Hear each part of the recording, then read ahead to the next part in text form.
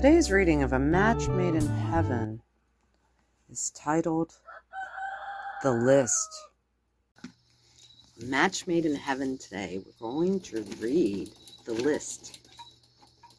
David Harbuck once said, "I've sent my best, so wait upon me. Grow strong in the wisdom of who I am.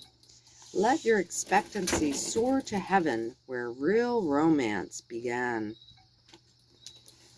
When I was 32, I was invited to go to Greece and Israel with my mother and a friend. "Absolutely no," I told my mother. "I've got more work than ever." I continued to resist because of my pressing business, but everyone kept insisting I go. Against my better judgment, knowing I would have to work night and day to catch up when I returned, I eventually said yes. On the day of departure, we arrived at the airport, and my mother went ahead to secure seats with our tour group. When I joined her about 15 minutes later, she was already talking with a nice-looking couple named John and Ellen. I couldn't help noticing how attractive he was, and I especially liked the way he expressed affection so naturally for his wife. He kept looking at her as he talked, and occasionally he would give her a hug. Ah, I thought, if I could only find a man like John.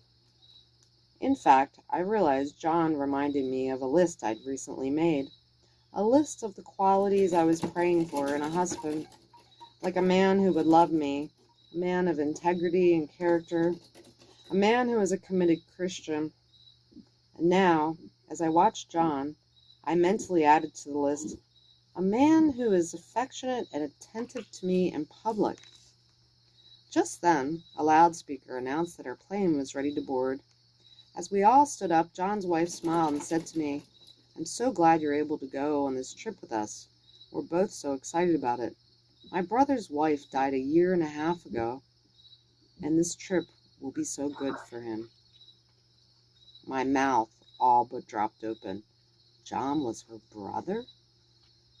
Then John himself walked over to me. With a big smile, he said, "Well, I look forward to seeing you in Greece, Anne." Yes, me too," I sputtered, my heart suddenly racing. I couldn't think of anything else to say. I was speechless. As soon as John was out of earshot, my friend Pat announced, "I think you are going to marry that man." "What?" I gasped. With hardly a hesitation, my mother chimed in, "You know, I had that same feeling when I introduced him to you." "That's ridiculous," I snapped. "I don't even know him." On board the huge 747, I adjusted my seat and silently continued to argue with myself. I had to admit the idea of John and me was intriguing, but people don't just meet and immediately know they will get married. Love at first sight is for fools and TV shows. Besides, I reasoned, Mother had mentioned that John was from Boston. I was from Atlanta. We lived and worked hundreds of miles apart. Of course, now we were only 9 rows apart. As you've probably guessed, John and I became very close on that trip. Imagine my amazement when he told me that he'd made a list of traits he wanted in a new wife, and had prayed over them.